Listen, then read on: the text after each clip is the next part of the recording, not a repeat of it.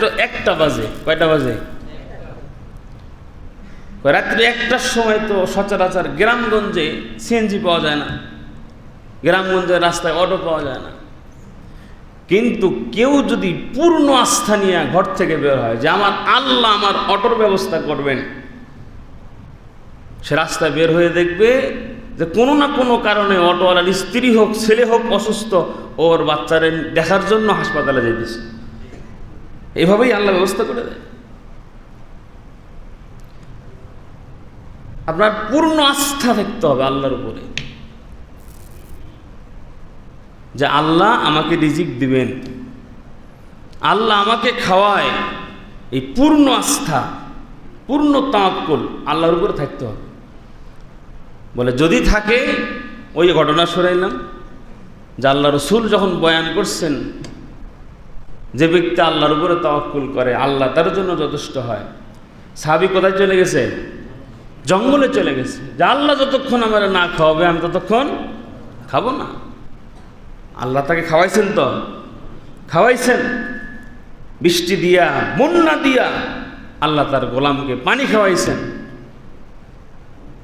সামনে যখন ফেরেশতা খাবার পাঠাই দিচ্ছে, হাত বাড়াইছে, গায়েবী আওয়াজ চলে আসছে যে আমার গোলাম যদি হাত না বাড়াইতো আমি আল্লাহ কুদরতি হাতে বান্দাকে খাওয়াইয়া দিতাম।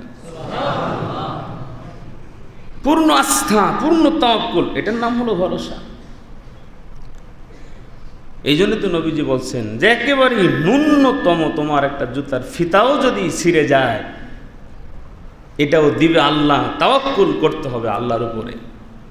আল্লাহ পাক এইরকম দিল আমাদের তৈরি করে দেন, বলেন আমিন। সুবিচারকারী, ইনসাফ, যেখান থেকে আমরা আলোচনা ঢুকে গিয়েছিলাম যে বাদশাহ নুরুদ্দিন জঙ্গি রহমতুল্লাহ আলাইহি ঘটনা আপনাদেরকে শুনেছিলাম, ওমর ইবনে আব্দুল আজিজের ঘটনা শুনেছিলাম, যে ন্যায়পরায়ণ শাসক, যে ইনসাফ সুবিচার এটা যদি সরকার করবে বিষয়টা এমন নয়।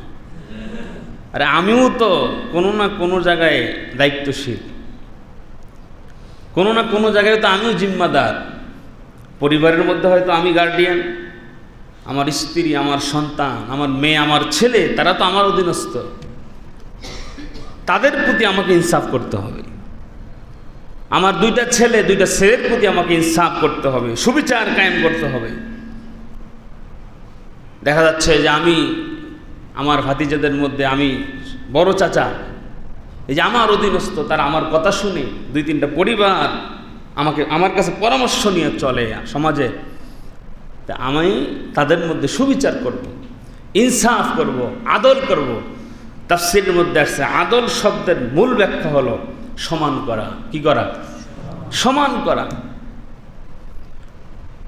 এটাকে সে কম বেশি করবে না, আদল করবে, ইনসাফ করবে। ইনসাফটা অনেক মহৎ একটা গুণ। সুবিচার এটা মহৎ গুণ, এটা এখন আমরা করতে পারি না। ইনসাফ আমরা করতে পারছি না। আল্লাহ রসুল সাল্লাল্লাহু আলাইহি সাল্লামের ভূমিকা ইনসাফ প্রতিষ্ঠায় কী ছিল? বয়ান তো আমাদের সব কিছুই জানা, শুধু চর্চা নাই আর আমল নাই। বলছিলাম যে আল্লাহ রসুল মেহরাবের মধ্যে বসছেন, বিচার করবেন। চুরির বিচার। কিসের বিচার? আল্লাহ পাক কোরআনে বলছেন আস-সারিকু ওয়াস-সারিকাতু ফাকতাউ আইদিয়াহুমা। যদি চোর চুরি করে তার কি কাটো? হাত কেটে দাও। এই বিধান কার? আমাদের দেশে তো এটা চালু আছে, চালু করা দরকার কিনা বলেন? চালু হয় না কেন বলেন তো? চালু হয় না কেন? ভাই যারা চালু করবে ওরাই চোর। কথা বলেন ঠিক না?